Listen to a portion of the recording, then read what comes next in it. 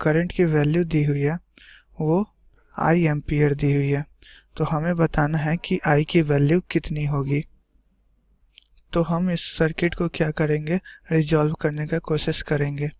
हम जो इस पूरे नेटवर्क को अगर रिजॉल्व कर लेते हैं तो हमें आसानी से इस ब्रांच के थ्रू करंट का वैल्यू मिल जाएगा, और इस ब्रांच से जो करंट फ्लो कर रहा है वही करंट 2 ओम वाले रेसिस्टेंस से भी फ्लो कर रहा है। तो अब हम लोग का कोशिश रहेगा कि इस पूरे नेटवर्क को रिजॉल्व करें। रिजॉल्व करने के लिए सबसे पहला चीज़ आप देख सकते हो कि ये 1 ओम बाई 2 ओम जो है और 2 ओम बाई 4 ओम, इन दोनों का रेशियो जो है सेम है। इसका मतलब क्या हुआ कि ये वाला ब्रांच जो है वो यूजलेस हो जाएगा। क्यों? क्योंकि व्हीटस्टोन ब्रिज प्रिंसिपल लगाएंगे यहाँ पे, इन दोनों का रेशियो और इन दोनों का रेशियो जो है इक्वल हो गया, तो ये ब्रांच हट जाएगा। तो हमें ये ब्रांच हटने के बाद ये मिलेगा 1 ओम और 2 ओम जो है वो सीरीज में मिल जाएगा, और यहाँ पे 2 ओम और 4 ओम जो है वो सीरीज में मिल जाएगा।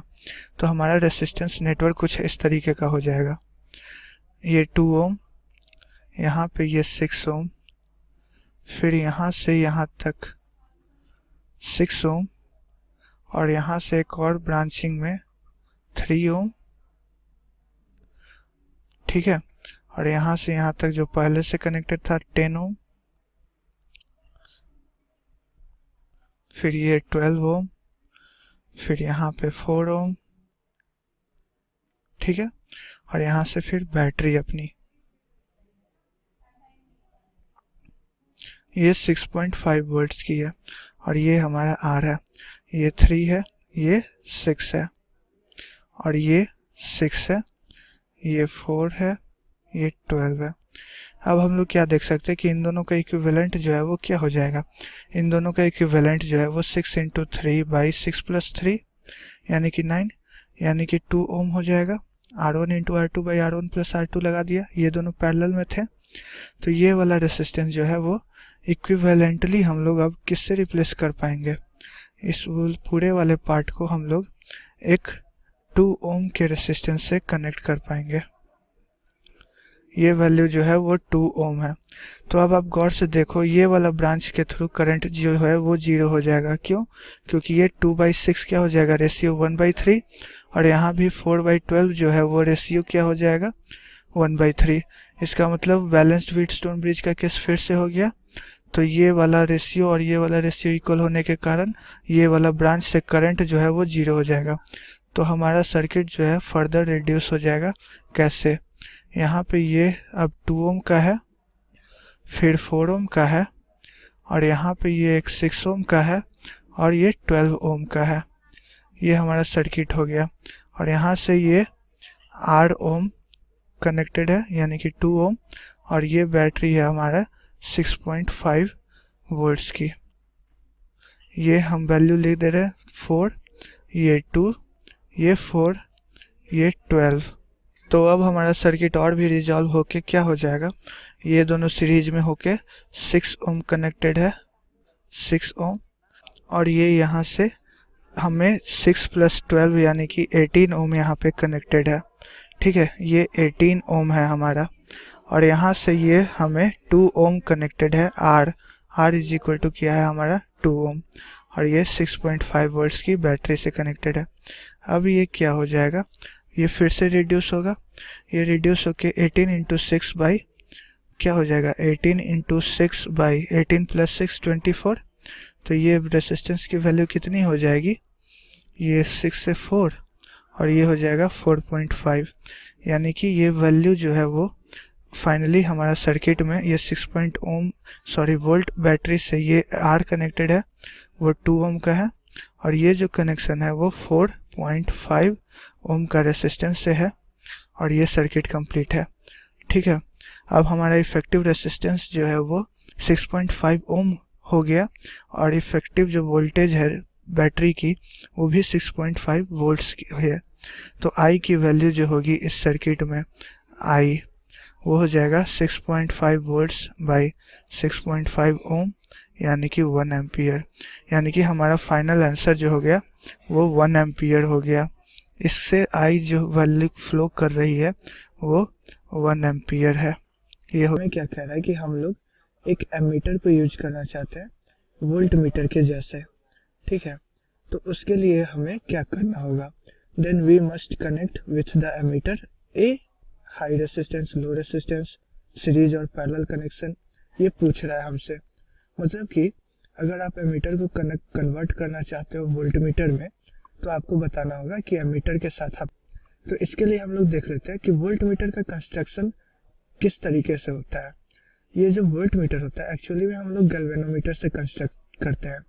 गैल्वेनोमीटर से आप जब भी कोई काफ़ी बड़ी रेसिस्टेंस को सीरीज में आप कनेक्ट कर देते हो, तो ये जो ओवरऑल पार्ट हो जाता है ये एक वोल्टमीटर का फंक्शन करने लगता है। मतलब ये हुआ कि ये जो रेसिस्टर, काफ़ी बड़ी रेसिस्टर कनेक्ट करने से वोल्टमीटर का रेसिस्टेंस जो है वो काफ़ी इंक्रीज कर जाता है, काफ़ी ज़्यादा हो जाता है।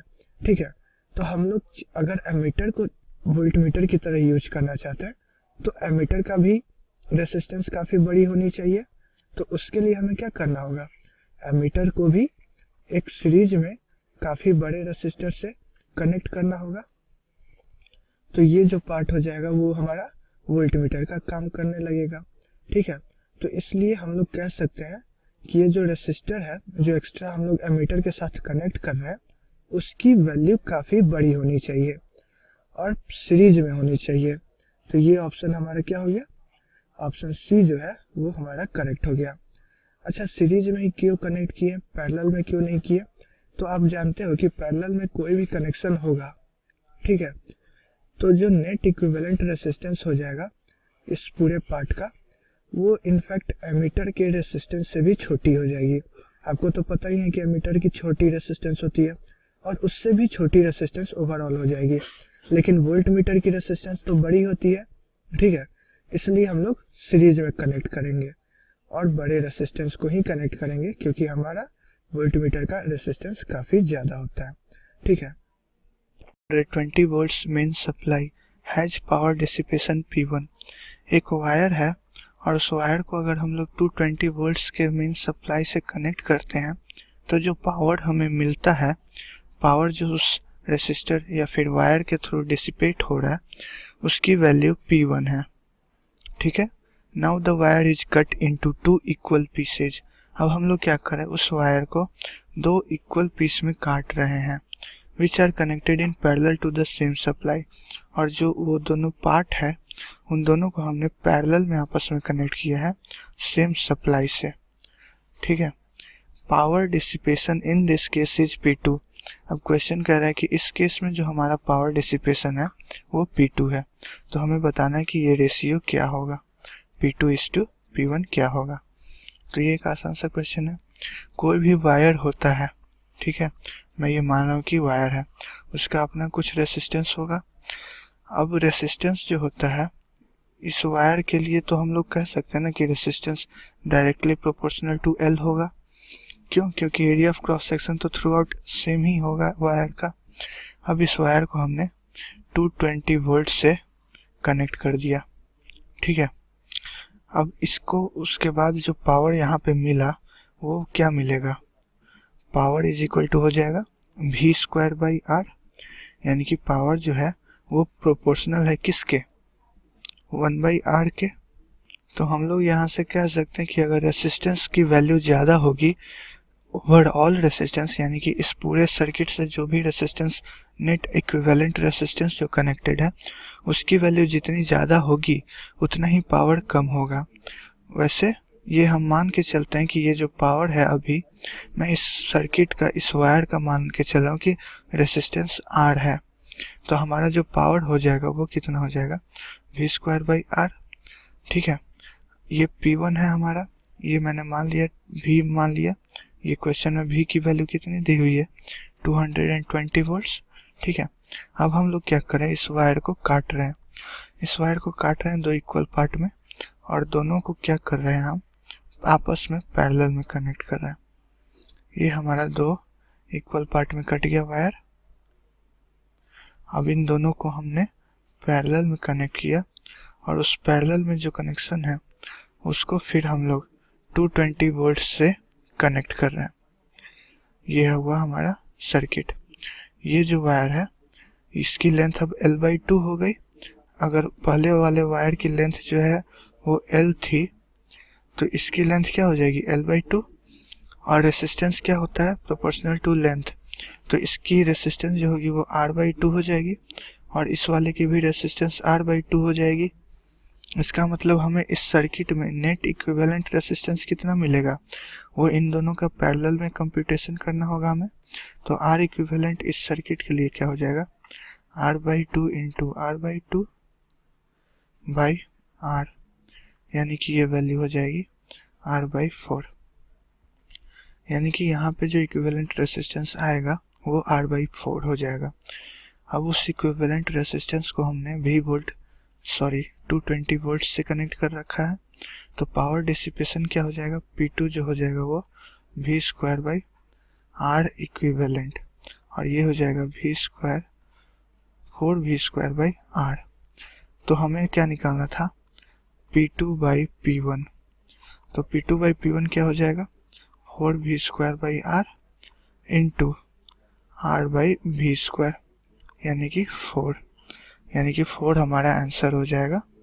ये बी ऑप्शन करेक्ट है। स्प्रिंग व्हील, हम लोग क्या कर रहे हैं कि एक स्प्रिंग से करंट पास करवा रहे हैं, तो हमें बताना है कि स्प्रिंग का क्या होगा। Spring will expand, compress, remain same, in options में से हमें सेलेक्ट करना है। तो ये क्वेश्चन सिंपली एक मैग्नेटिक फील्ड के प्रॉपर्टी पे बेस्ड है।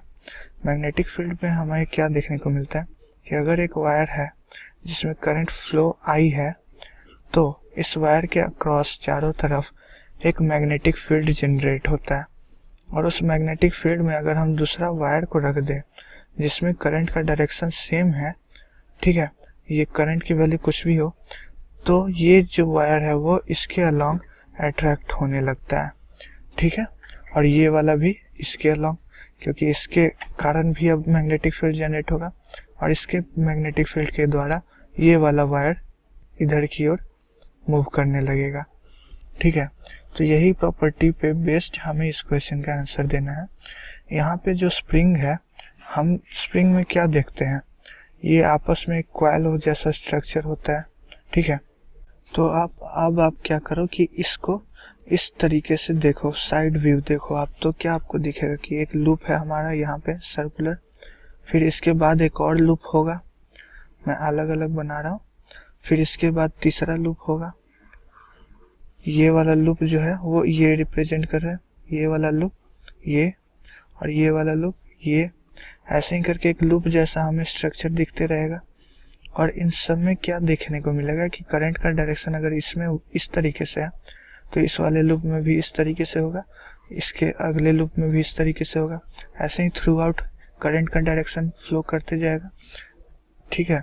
तो अब हम लोग क्या देखते हैं कि इस पॉइंट पे जो करंट का डायरेक्शन है वो क्या है, वो ऐसा है, उसके करस्पॉन्डिंग जो हमें अगला लूप का जो पॉइंट दिखेगा वो ये पॉइंट होगा, और इस पॉइंट पे भी करंट का जो डायरेक्शन होगा वो यही होगा।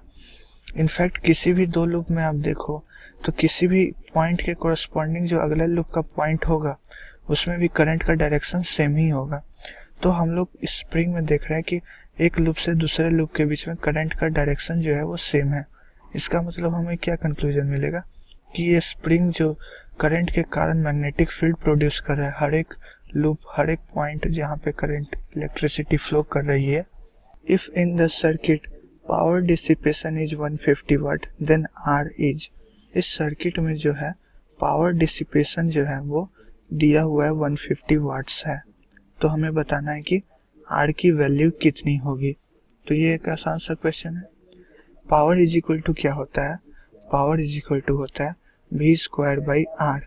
ये किसी भी सर्किट में कंसीडर करें, अगर एक रेसिस्टर होगा तो डायरेक्टली उसकी वैल्यू यूज करेंगे आर की, नहीं तो अगर एक नेटवर्क ऑफ रेसिस्टर है तो हम लोग आर इक्विवेलेंट का यूज करते हैं। तो इस सर्किट में हमारा आर इक्विवेलेंट क्या हो जाएगा, R equivalent will be equal to R into 2 by R plus 2, ये हो जाएगा आर इक्विवेलेंट, क्योंकि ये दोनों पैरेलल में कनेक्टेड है। तो अब हमें आर इक्विवेलेंट पता है, V की वैल्यू पता है, तो पावर निकाल सकते हैं।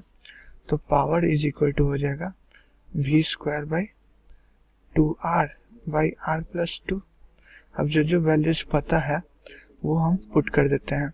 अब यहाँ पे पावर का वैल्यू पुट करेंगे तो R की वैल्यूज जो है हम लोग सॉल्व करके निकाल सकते हैं, और वोल्ट की वैल्यू 15 लिखेंगे। ठीक है, तो पावर हमारा आ गया 150 इज इक्वल टू, यहाँ पे ये हो जाएगा R प्लस 2 ऊपर आ जाएगा और नीचे 2R बचेगा, इंटू V स्क्वायर क्या हो जाएगा 15 इंटू 15, ये 15 और ये कैंसिल होके यहाँ पे 10 बचेगा। तो अब हम लोग क्या लिख सकते हैं, 20R is equal to 15 times R plus 2, और ये हो जाएगा हमारा 5R इज इक्वल टू 30, और R इज इक्वल टू हमारा आ जाएगा 6 ओम। यानी कि हमारा रेसिस्टेंस का वैल्यू